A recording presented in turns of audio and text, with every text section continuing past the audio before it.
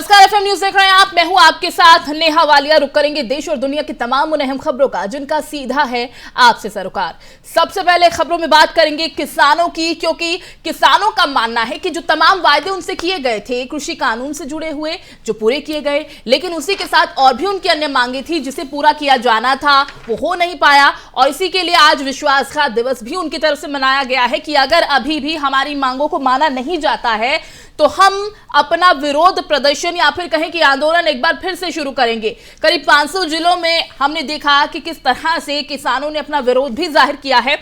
और इसी के साथ जिस तरह से आने वाले कल बजट सभी के सामने आएगा और ऐसे में उम्मीद जताई जा रही है कि आम आदमी के लिए कितनी राहत होगी यहाँ पर, तो किसानों को भी बहुत सारी उम्मीदें हैं। यूपी, महाराष्ट्र, पंजाब हो या फिर बिहार, बजट को लेकर सभी राज्यों के किसानों की पहली मांग रही कि डीजल उर्वरक के रेट कम किए जाएं, फसलों के रेट सही मिले। बजट को लेकर किसानों की उम्मीदों पर सवाल के जवाब में अलग अलग राज्यों के सैकड़ों किसानों ने कहा कि महंगे डीजल उर्वरक के रेट में कटौती की जाए। केंद्र सरकार 1 फरवरी को वित्तीय वर्ष 2022-23 के लिए आम बजट पेश करेगी। बजट वैसे तो पूरे साल का आय व्यय का लेखा जोखा होता है, लेकिन भारत में बजट में कई योजनाओं की शुरुआत भी होती है। बजट का आवंटन उस क्षेत्र की दशा तय करता है। इसीलिए बजट से देश के करोड़ों किसानों को भी उम्मीदें हैं कि वित्त मंत्री के टैबलेट से उनके लिए कई सौगातें निकलेंगी। किसानों के मुताबिक उन्हें सबसे ज्यादा डीजल की महंगाई ने परेशान किया। उत्तर प्रदेश में जनवरी 2022 में डीजल की औसत कीमत 87 रुपए प्रति लीटर है, जबकि साल 2021 के जनवरी में रेट 74 से 75 रुपए प्रति लीटर था। रबी के पीक सीजन में किसानों को 98 रुपए 79 पैसे प्रति लीटर में डीजल खरीदना पड़ा। कई जगह 100 का आंकड़ा भी पार किया है। तो थोड़ा और पीछे जाएं तो जनवरी 2020 में यूपी में डीजल की जो औसत कीमत है 64-65 रुपए प्रति लीटर थी। यही वजह है कि किसान डीजल पर सब्सिडी चाहते हैं। बढ़ती लागत के बाद किसान जिस मुद्दे पर सबसे ज्यादा बात करते हैं वो उनकी फसल का उचित मूल्य है। तो किसान क्या चाहते हैं बजट से वो हम जानेंगे, क्योंकि किसानों की बहुत सारी उम्मीदें हैं। लेकिन उससे पहले इकोनॉमिस्ट आकाश जिंदल जी हैं हमारे साथ। सर, बहुत बहुत स्वागत एफएम न्यूज में आपका। जी जिंदल साहब, बजट से बहुत सारी उम्मीदें हैं। सबसे ज्यादा आम इंसान यानी कि मिडिल क्लास लोगों की अगर बात करें तो उन्हें बहुत ज्यादा उम्मीदें हैं। उनका मानना है कि कोरोना की वजह से हमने बहुत मार झेल ली है, महंगाई की, बेरोजगार युवा परेशान है। तो ऐसे में आपको क्या लगता है इस बार किस तरह के संशोधन की जरूरत है जो लोगों की उम्मीदों पर खरा उतर पाए ये बजट? देखिए, सबसे बड़ी रिक्वायरमेंट है इस समय एम्प्लॉयमेंट अपॉर्चुनिटीज की और इन्फ्लेशन कंट्रोल की। देखिए, कोरोना की वजह से रिसेशन आई और मैसिव अनएम्प्लॉयमेंट हुई। बहुत लोगों की जॉब्स गई। बहुत यंगस्टर्स को जिन्होंने इंजीनियरिंग की, एमबीए की और क्वालिफिकेशन की, उन्हें जॉब्स नहीं मिल पाई। कई जगह सैलरीज भी रिड्यूस हुई। तो सबसे मेजर थ्रस्ट सरकार को देना चाहिए एम्प्लॉयमेंट अपॉर्चुनिटीज पे। और मेरी ऑर्गेनाइजेशन आकाश.in की उम्मीद है कि एम्प्लॉयमेंट के लिए बहुत बड़ा पैकेज आने की संभावना है। साथ ही साथ अनएम्प्लॉयमेंट अलाउंस, बेरोजगारी भत्ता भी आने की संभावना है। एम्प्लॉयमेंट बहुत बड़ी जरूरत है देश की। दूसरा आ जाता है इन्फ्लेशन कंट्रोल।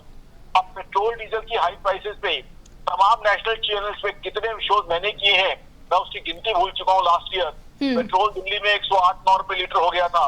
पेट्रोल प्राइसेस की वजह से इन्फ्लेशन बढ़ी थी, क्योंकि जितना भी खाने पीने का सामान है डीजल के ऊपर ट्रेवल करता है। अब देखिए, बड़ी सिंपल सी एक आम आदमी के हिसाब से एग्जांपल देता हूँ। गोभी की सब्जी किसी को घर पे बनानी है, पहले खेत से वो मंडी में आती है, डीजल पे तो महंगी होती है। उसके बाद एलपीजी या दूसरी कुकिंग गैस पे कुक होनी है, वो महंगी हो गई। सरसों के तेल में बननी है, वो महंगी हो गई। तो इन्फ्लेशन ने आम आदमी को बहुत दिक्कत की है। तो I expect a major relief in inflation. Now the way out could be that perhaps the central government could do a major reduction in excise. If the central government reduces excise in a major way, petrol and diesel would become cheaper and that way inflation could be reduced. तो ये एक तरीका हो सकता है।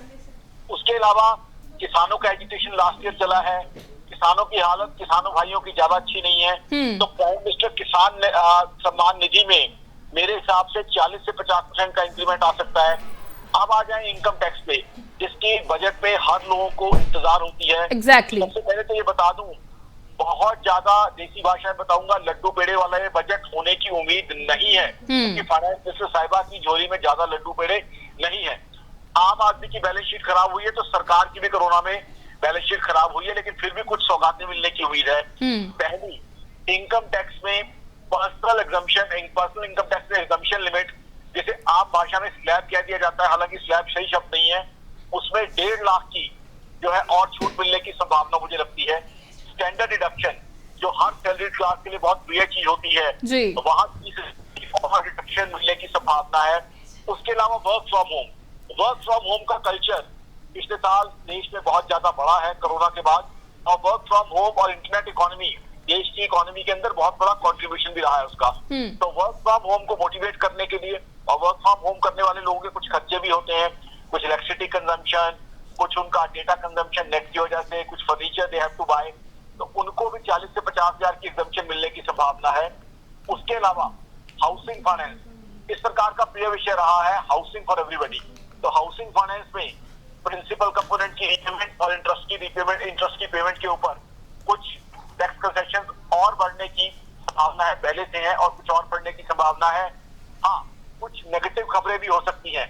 अब ये सारा कुछ कहां से आएगा, क्योंकि सरकार के पास बहुत ज्यादा पैसा नहीं है, तो ये कहां से आएगा? तो मेरे हिसाब से एक सुपर रिच टैक्स लग सकता है। जो अरबपति है उनके ऊपर एक एडिशनल टैक्स लग सकता है, क्योंकि पीछे आपने देखा होगा एक हफ्ते से तमाम नेशनल न्यूज चैनल पे मैं स्टोरीज कर रहा हूँ, जहाँ ये पता चल रहा है कि अमीर और अमीर हुए हैं, बिल्कुल सर, हुए हैं कोरोना के टाइम। तो एक सुपर रिच टैक्स लग सकता है और देश में, ताकि जो बहुत अमीर लोग हैं उनकी जेब से कुछ लेके जो जरूरतमंद है उनको दिया जाए।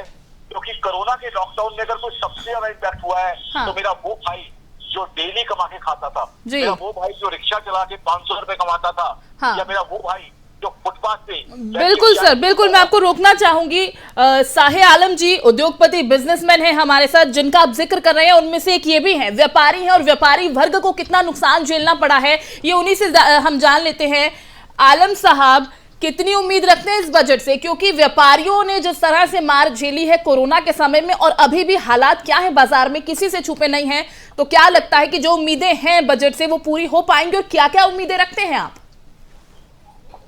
देखिए, हम सरकार से उम्मीद रखते हैं कि कुछ डेवलपमेंट किया जाए, चाहे वो रोड को लेकर हो या एरिया को लेकर हो, नोएडा गुड़गांव यमुना एक्सप्रेस पे। और जब तक रियल एस्टेट मार्केट में नहीं अप होगा, और जब तक गोल्ड का प्राइस हाई रहेगा और लोगों को कारोबार में प्रॉब्लम होगी। आज नोएडा बिल्कुल ठप पड़ा है रियल एस्टेट के लिए। उत्तर प्रदेश, मैं नोएडा नहीं बोलूंगा, उत्तर प्रदेश बोलूंगा।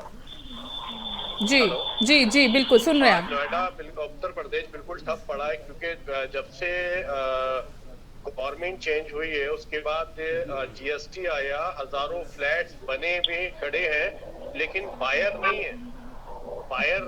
बायर इसलिए नहीं है क्योंकि लोगों के पास जो जॉब वगैरह करते थे एज पर कोविड, 2 साल से कोविड की प्रॉब्लम चल रही है जी, वो वर्क फ्रॉम होम कर रहे हैं, और लेकिन जिनकी सैलरी 1 लाख रुपए थी, आज उनको 20,000 रुपए सैलरी मिल रही है। और जहाँ एम्प्लॉयमेंट थे, तकरीबन एक कंपनी में 200 एम्प्लॉयमेंट थे, आज वहाँ कंपनी ने सारे एम्प्लॉयमेंट को टर्मिनेट करने के बाद तकरीबन 20 से 25 लोग काम कर रहे हैं।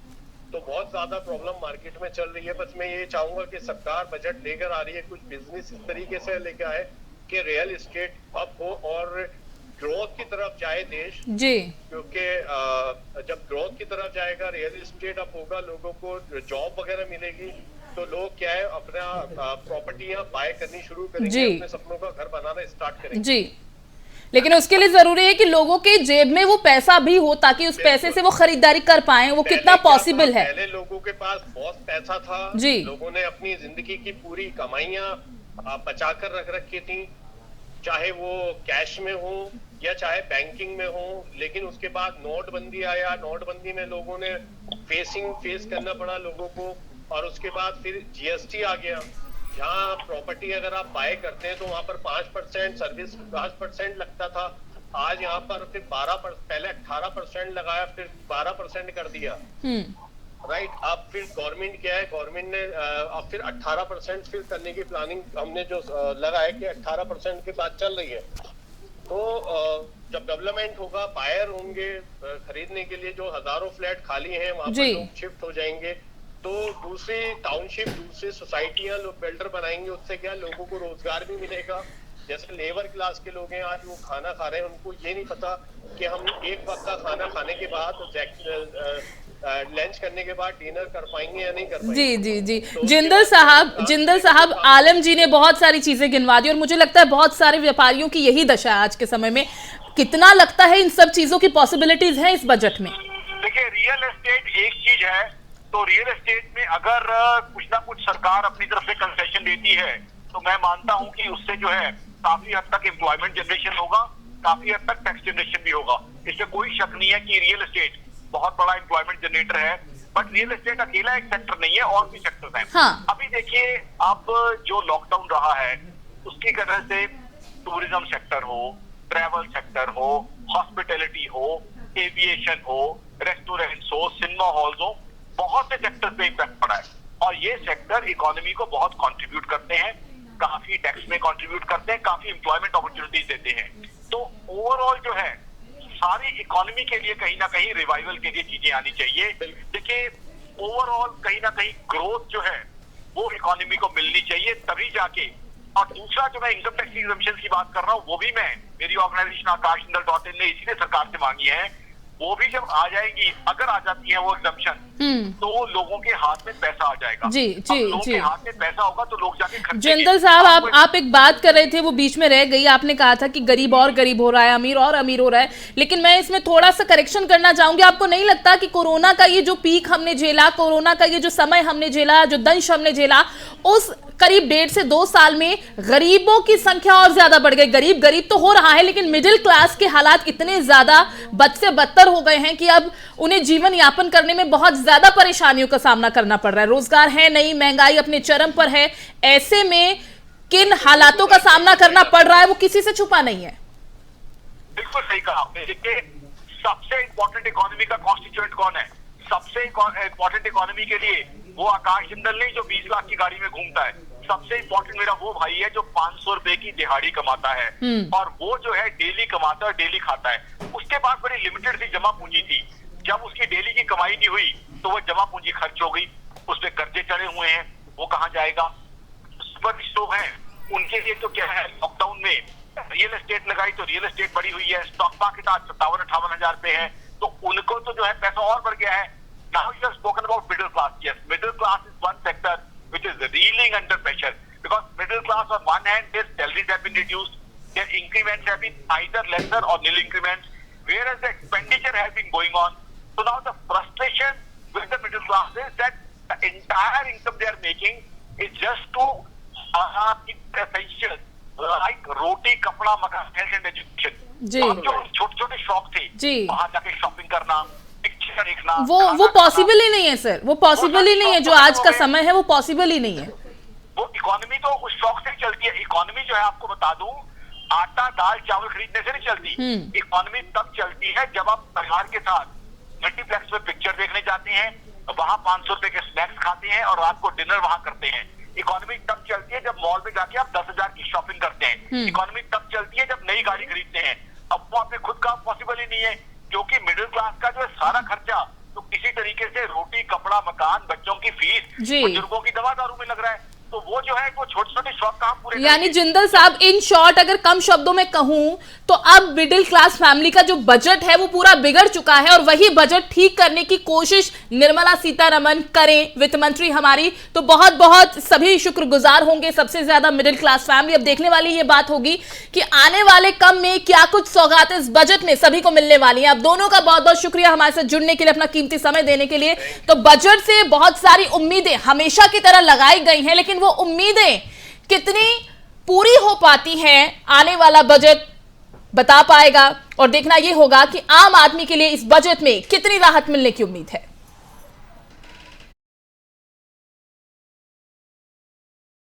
बढ़ते आगे, संसद में बजट सत्र के पहले दिन आर्थिक सर्वे में वित्त मंत्री निर्मला सीतारमण ने यह पेश कर दिया है। आर्थिक सर्वे को लेकर संवाददाता सम्मेलन में वित्त मंत्रालय के principal economic adviser Sanjeev Sanyal ने कहा कि आर्थिक विकास की गाड़ी पटरी पर है, लेकिन अर्थव्यवस्था पूरी तरह से दिक्कतों से बाहर नहीं निकली है।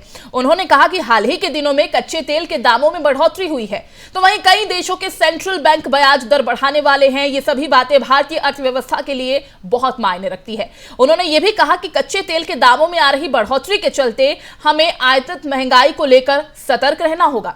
संजीवन सान्याल ने यह भी कहा कि अगले साल भारत 8 से 8.5% की दर से आर्थिक विकास करेगा और भारतीय अर्थव्यवस्था सबसे तेज गति से विकास करेगी। उन्होंने कहा कि अब कोरोना महामारी का बहुत असर देखने को नहीं मिलेगा, साथ ही लॉकडाउन के भी आसार नहीं है, जिसके चलते अर्थव्यवस्था के आगे बढ़ने में कोई भी बाधा आने की संभावना नहीं है। इस साल मानसून के सामान्य रहने की उम्मीद है। इस साल तक ग्लोबल सप्लाई चेन में दिक्कत रहेगी, लेकिन धीरे धीरे इसमें कमी आएगी। साथ ही बताते हैं कि भारत के पास अब दुनिया में सबसे ज्यादा विदेशी मुद्रा भंडार है और ये 13.2 महीने के आयात के बराबर है। टैक्स और गैर टैक्स से प्राप्त राजस्व में बढ़ोतरी आई है। और आगे वो बताते हैं कि सोशल सेक्टर सेवाओं पर भारत का जो खर्च है 2021-22 में बढ़कर 7.37 लाख करोड़ रुपए हो गया है। कोविड-19 महामारी के दौरान सरकार ने करीब 1 लाख करोड़ रुपए का भोजन वितरित किया और कहा कि जो प्याज है, टमाटर है, इनकी कीमतों में आने वाली बढ़ोतरी के लिए सप्लाई चेन को दुरुस्त किए जाने की जरूरत है। तो तमाम चीजें उन्होंने कही और कहा कि कोशिश यही रहेगी कि गाड़ी पटरी पर आ जाए।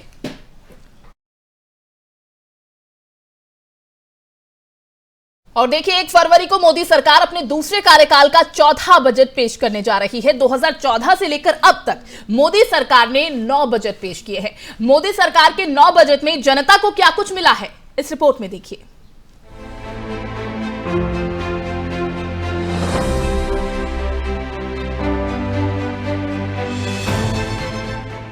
1 फरवरी को अपने दूसरे कार्यकाल का चौथा बजट पेश करने जा रही मोदी सरकार के पिटारे पर सबकी नजर बनी हुई है कि मोदी सरकार के पिटारे से इस बार क्या निकलेगा। केंद्र की सत्ता में मोदी सरकार साल 2014 में पहली बार और साल 2019 में दूसरी बार आई। मोदी सरकार साल 2014 से अब तक कुल 9 बजट पेश कर चुकी है। पहले कार्यकाल में 5 बार तत्कालीन वित्त मंत्री अरुण जेटली ने बजट पेश किया था।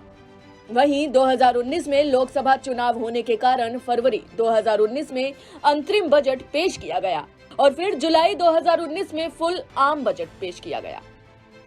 2014 में नरेंद्र मोदी सरकार के पहली बार केंद्र की सत्ता में आने के बाद से अब तक बजट में टैक्स पेयर्स के लिए कई बड़े ऐलान हो चुके हैं।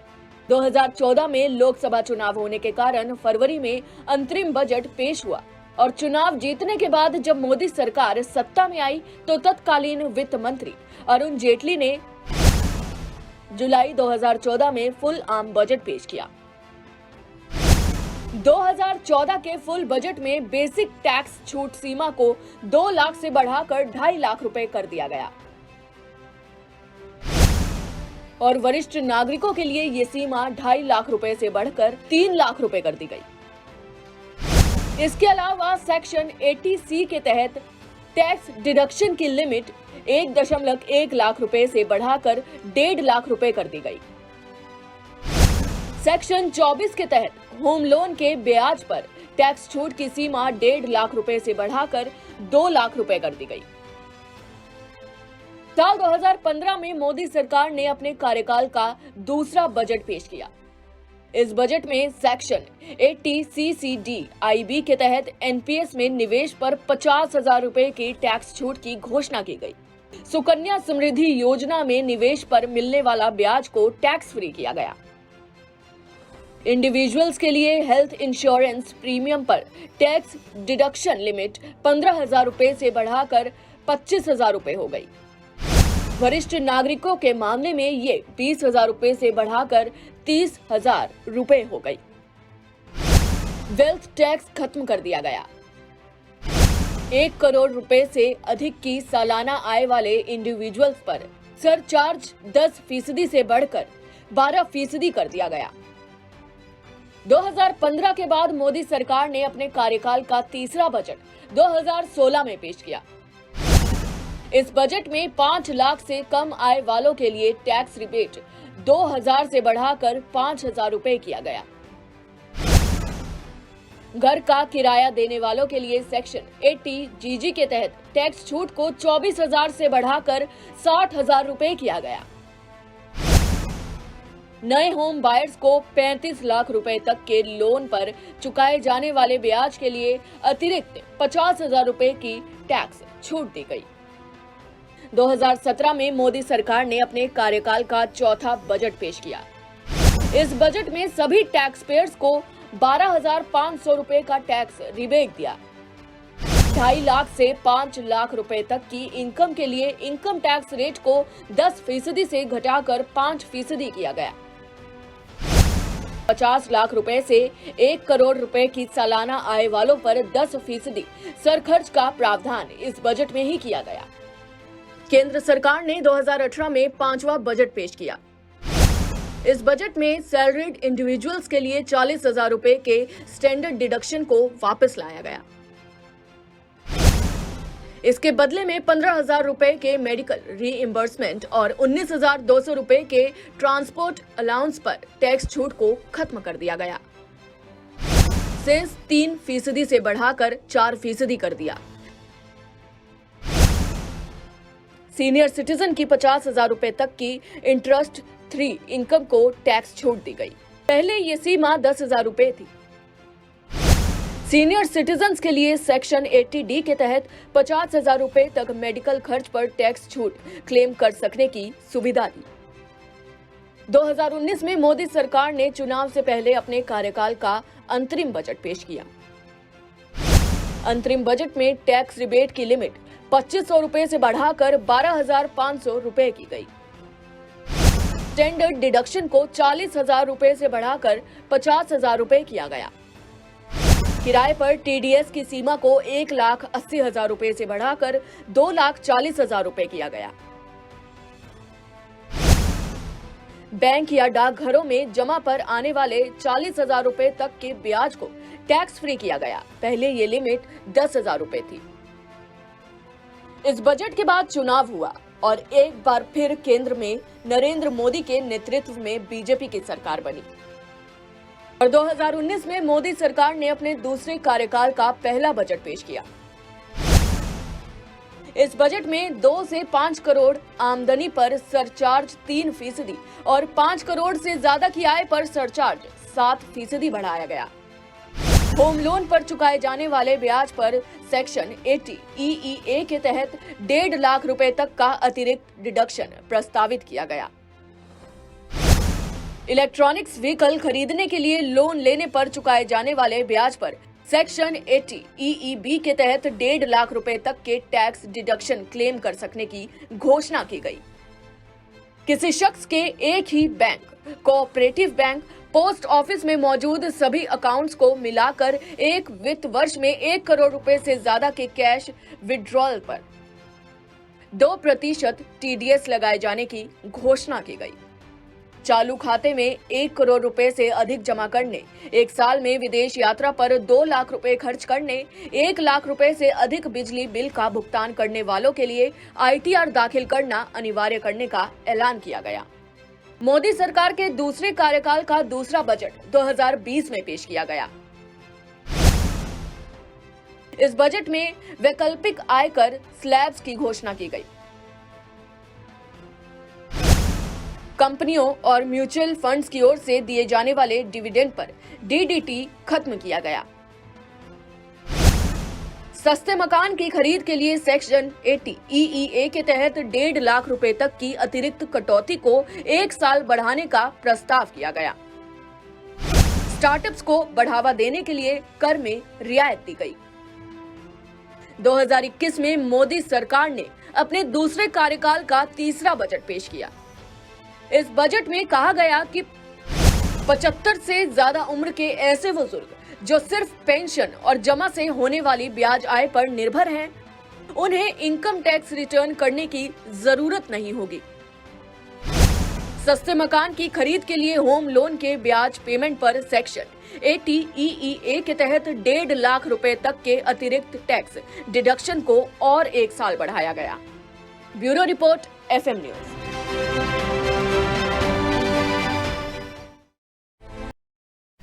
देखिए, साल 1991 में देश के लिए बदलाव की बयार बही। उदारीकरण ने जहां भारत के बाजार को दुनिया की कंपनियों के लिए खोल दिया, तो आज के भारत के आर्थिक हालात के लिए एक आधार दिया। साल 2022 का बजट पेश होगा, लेकिन उससे पहले यह जानना बहुत जरूरी है कि आखिर हम 1991 के लिए किस बदलाव की बात कर रहे हैं, जिसने आज के भारत के बजट को नई दिशा दिखाई है। ये रिपोर्ट देखिए।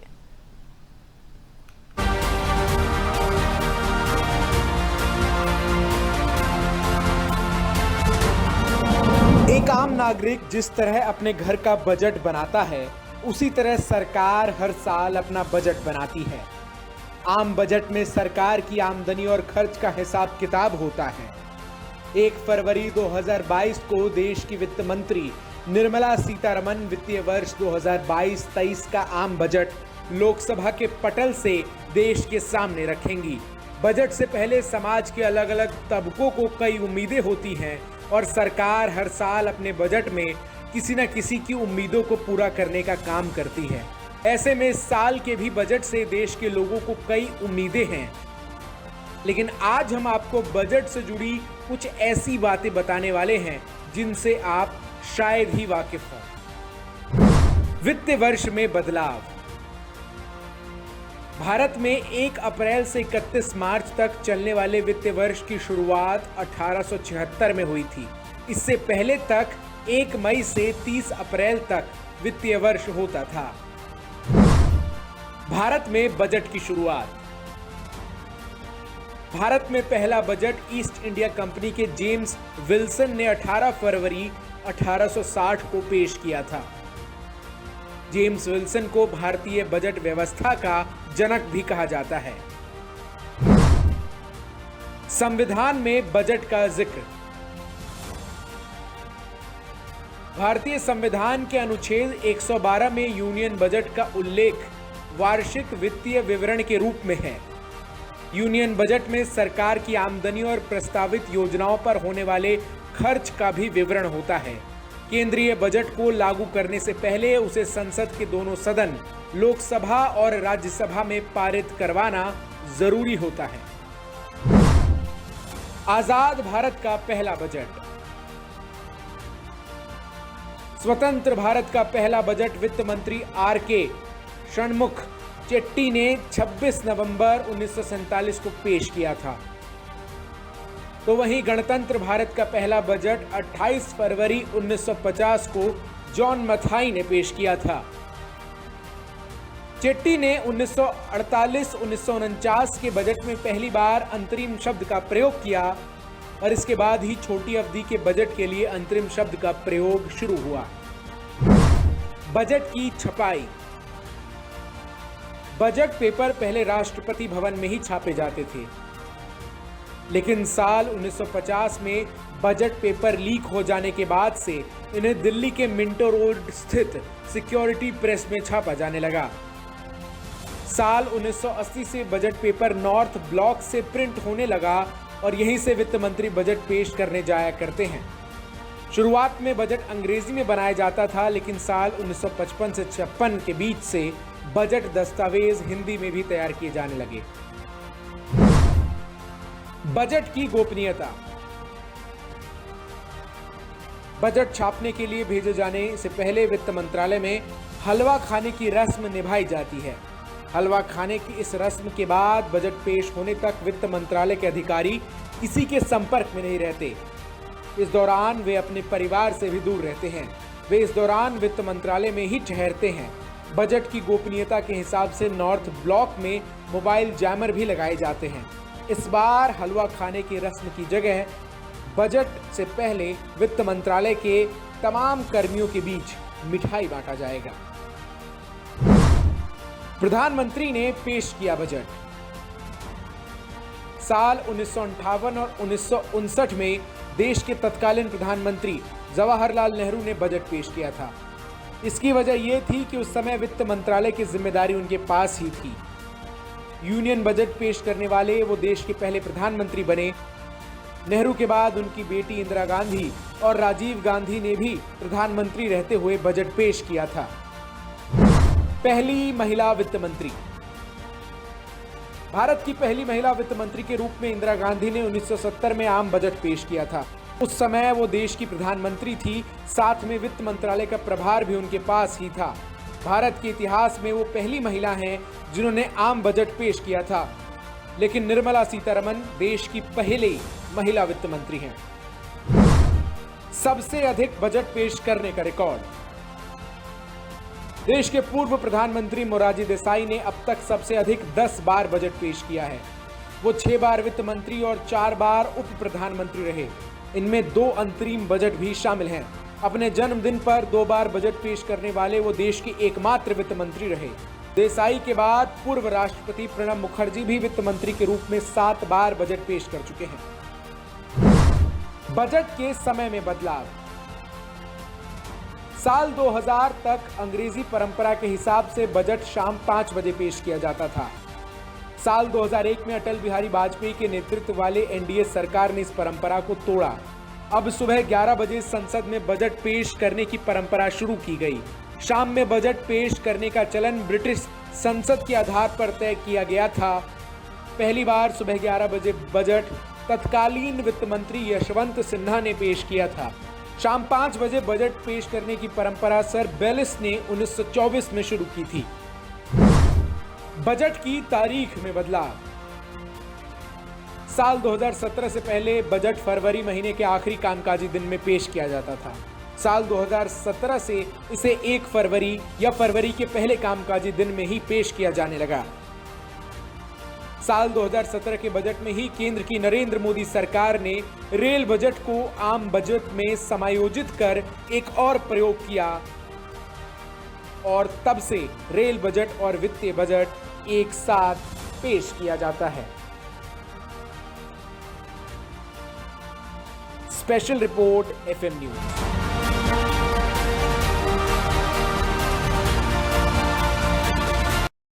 तो वित्त मंत्री निर्मला सीतारमण मंगलवार को संसद में बजट पेश करेंगी और अब आपको बताते हैं बजट से जुड़ी कुछ ऐसी बातें जो बजट को खास बनाती हैं।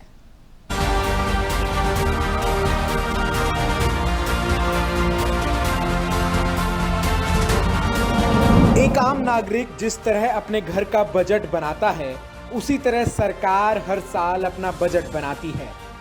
आम बजट में सरकार की आमदनी और खर्च का हिसाब किताब होता है। 1 फरवरी 2022 को देश की वित्त मंत्री निर्मला सीतारमण वित्तीय वर्ष 2022-23 का आम बजट लोकसभा के पटल से देश के सामने रखेंगी। बजट से पहले समाज के अलग अलग तबकों को कई उम्मीदें होती हैं और सरकार हर साल अपने बजट में किसी न किसी की उम्मीदों को पूरा करने का काम करती है। ऐसे में इस साल के भी बजट से देश के लोगों को कई उम्मीदें हैं। लेकिन आज हम आपको बजट से जुड़ी कुछ ऐसी बातें बताने वाले हैं जिनसे आप शायद ही वाकिफ हों। वित्तीय वर्ष में बदलाव। भारत में 1 अप्रैल से 31 मार्च तक चलने वाले वित्तीय वर्ष की शुरुआत 1876 में हुई थी। इससे पहले तक 1 मई से 30 अप्रैल तक वित्तीय वर्ष होता था। भारत में बजट की शुरुआत। भारत में पहला बजट ईस्ट इंडिया कंपनी के जेम्स विल्सन ने 18 फरवरी 1860 को पेश किया था। जेम्स विल्सन को भारतीय बजट व्यवस्था का जनक भी कहा जाता है। संविधान में बजट का जिक्र। भारतीय संविधान के अनुच्छेद 112 में यूनियन बजट का उल्लेख वार्षिक वित्तीय विवरण के रूप में है। यूनियन बजट में सरकार की आमदनी और प्रस्तावित योजनाओं पर होने वाले खर्च का भी विवरण होता है।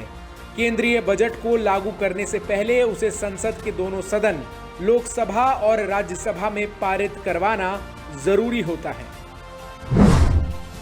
आजाद भारत का पहला बजट। स्वतंत्र भारत का पहला बजट वित्त मंत्री आर.के. षणमुख चेट्टी ने 26 नवंबर 1947 को पेश किया था।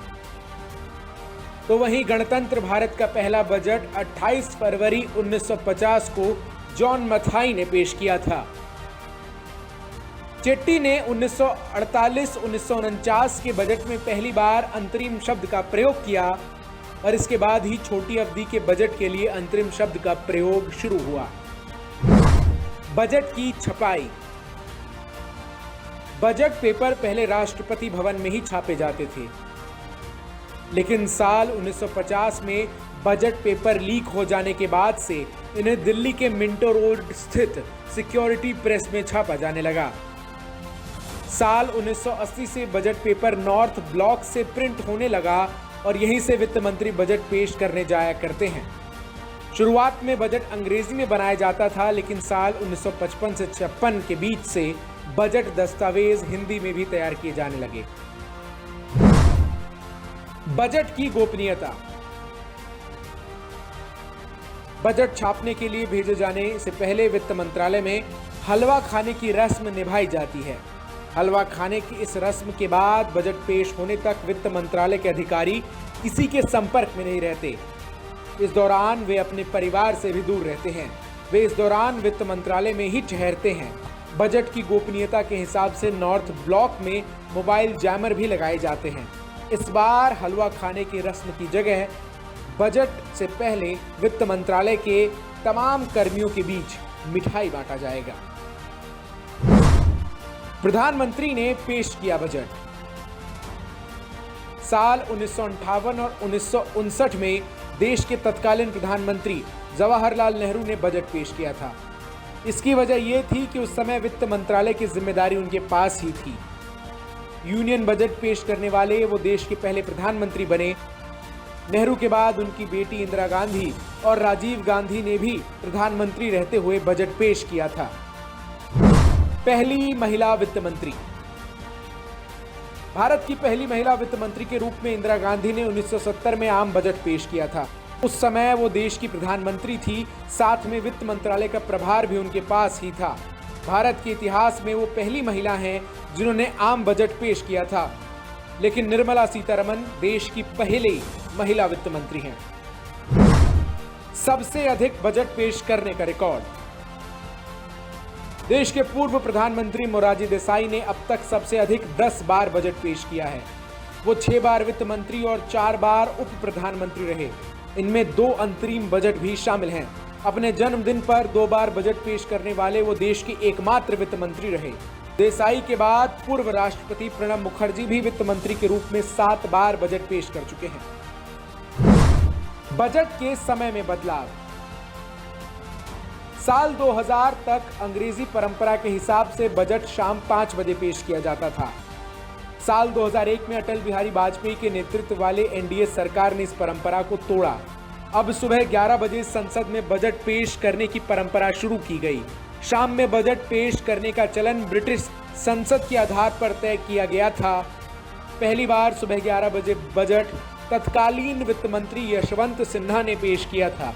शाम 5 बजे बजट पेश करने की परंपरा सर बेलिस ने 1924 में शुरू की थी। बजट की तारीख में बदलाव।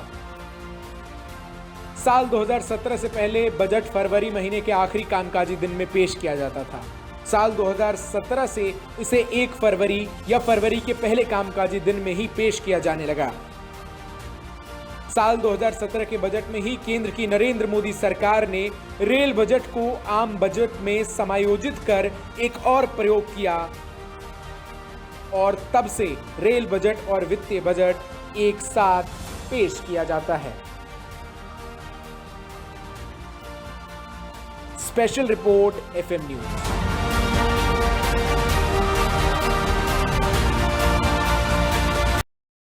तो कोरोना को लेकर इस बजट को काफी अहम और खास माना जा रहा है और इस मौके पर जाते जाते एफएम न्यूज ने लोगों से बातचीत की। वो आपको सुनवाते हैं कि आखिर आम जनता को इस बजट से क्या कुछ उम्मीदें हैं।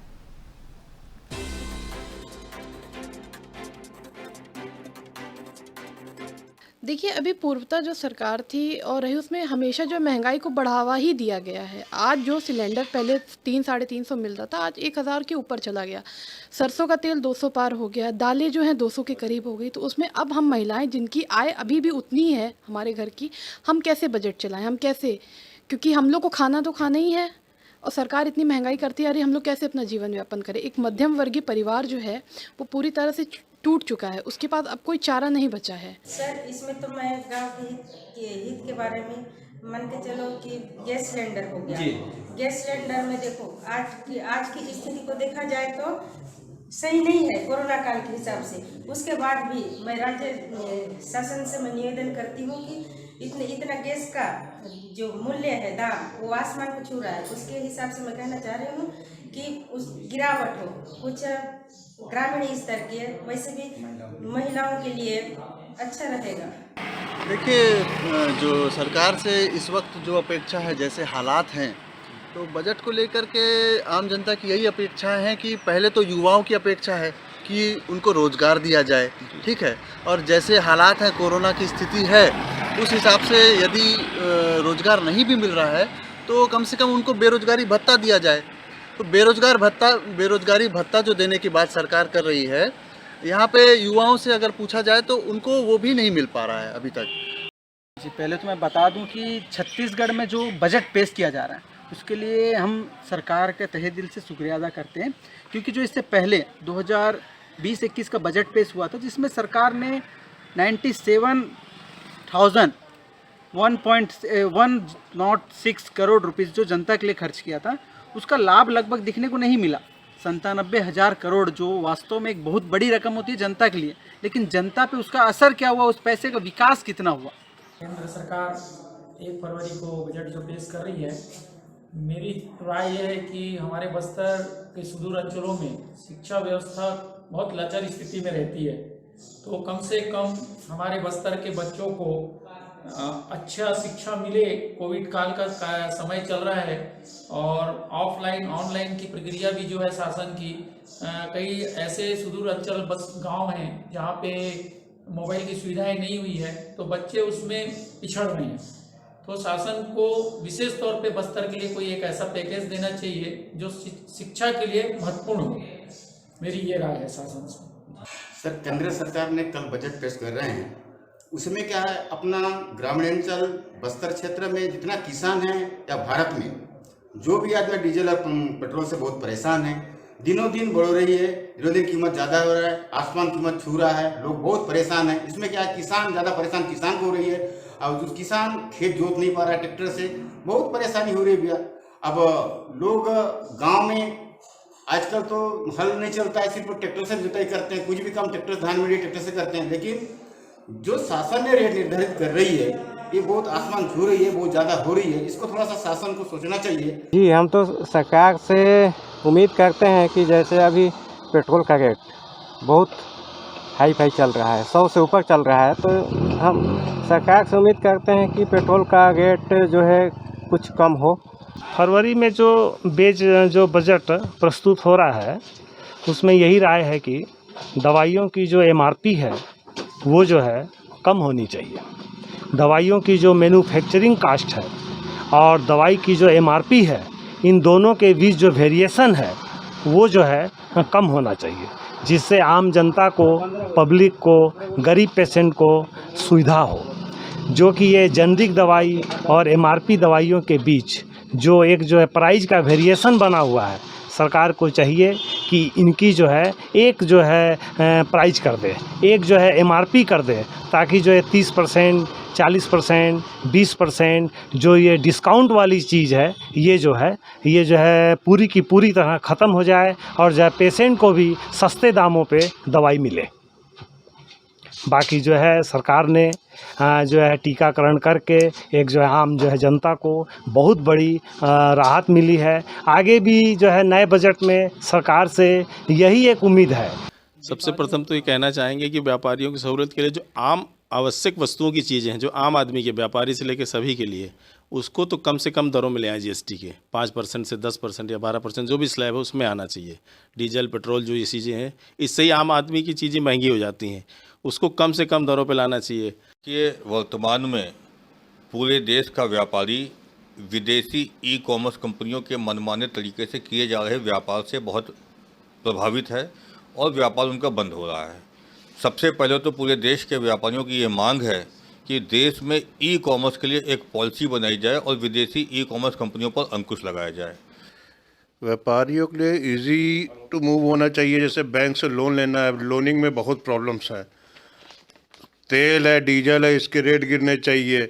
तेल डीजल से महंगाई बहुत बढ़ रही है। जीएसटी की दरें, बिजनेस में जीएसटी की दरें बहुत ज़्यादा हैं, उसको कम करना चाहिए। व्यापारी तो वैसे भी इस समय मरे हाल पे चल रहा है, और सबसे बड़ी समस्या अब जैसे ये टैक्स की आ गई, हाउस टैक्स और ये वाटर टैक्स जो व्यापारिक प्रतिष्ठानों पे लग रहा है, ये बहुत ज़्यादा, इसको कम किया जाए। तो सबसे जो क्रस्त है सबसे ज़्यादा वो ऑनलाइन से ही है। ऑनलाइन बिजनेस होने से उसका फ़ायदा अराजक तत्व भी उठाते हैं, और उसके ज़रिए जो है बहुत से दुष्परिणाम भी निकल रहे हैं व्यापारियों के साथ और घर वालों के साथ भी। तो सबसे पहले सरकार से बजट में यही करना है कि व्यापारियों को सुविधाएं दी जाएं। इस समय जो बजट आ रहा है कल 1 तारीख को, फरवरी 1 को, उससे व्यापारियों को सुविधा जो मिलनी चाहिए अच्छी से अच्छी वो मिलनी चाहिए। लोन के साथ भी अच्छी सुविधा होनी चाहिए। अनएम्प्लॉयड पर्सन हूँ, तो सब रोज़गार की बात हम करेंगे कि इस बजट में सबसे ज़्यादा जो है युवाओं को रोज़गार दिया जाए। जिस तरीके से जो है उत्तर प्रदेश के मुख्यमंत्री ने कहा था इन्वेस्टर समिट हुआ, इन्वेस्टर समिट का नतीजा समझ में आया नहीं क्या हुआ। उससे ये है कि इन्वेस्टर समिट हुआ तो लोगों को जो है रोज़गार देने के लिए यहाँ पे कंपनियाँ लगाने की वादा किया गया था, तो कंपनियाँ लगाया जाए और लोगों को रोज़गार दिया जाए। सबसे बड़ी बात तो ये होती है कि युवा जो हैं वो रोज़गार से उनको कैसे जोड़ा जाए, उनके लिए क्या इंडस्ट्रीज़ लगाई जाएं। इसमें अधिक से अधिक नौकरियों का प्रावधान होना चाहिए परमानेंट, और जो बैकलॉग की भर्तियां हैं संविधान के अनुसार जो सभी कैटेगरीज को रिजर्वेशन है उसका पालन हो। नौकरियों को मतलब कि टेम्परेरी बेसिस पे हटा करके ज़्यादातर परमानेंट स्तर पे रखा जाए नौकरियां, और स्पेशल कंपोनेंट प्लान का जो पैसा है वो बढ़ाया जाए। मेरे हिसाब से सरकार का बजट जो है सबसे ज़्यादा फोकस छात्रों पे ही होना चाहिए, और जो छात्र अभी स्टडी कर रहे हैं, बहुत से छात्रों का फेलोशिप रुका है हायर एजुकेशन में, जेआरएफ हैं, नेट हैं, और जिनको फेलोशिप मिला है, स्कॉलरशिप मिला है, सबका रुका पड़ा है।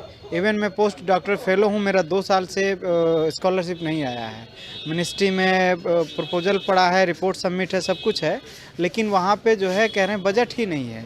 तो सरकार इस देश का भविष्य जो है एक हिसाब से बिगाड़ रही है, और जो युवा, जो विद्यार्थी इस देश का भविष्य है, उसके भविष्य के साथ खिलवाड़ हो रहा है। तो सबसे इम्पॉर्टेंट बात कि इस देश का जब भविष्य सुरक्षित नहीं है तो बजट बाकी अन्य चीज़ों का आप क्या करेंगे। देखिए, बजट से मेरी नहीं सभी के ये उम्मीद होती है कि बजट ऐसा हो कि हर किसी के आमदनी में फिट बैठे।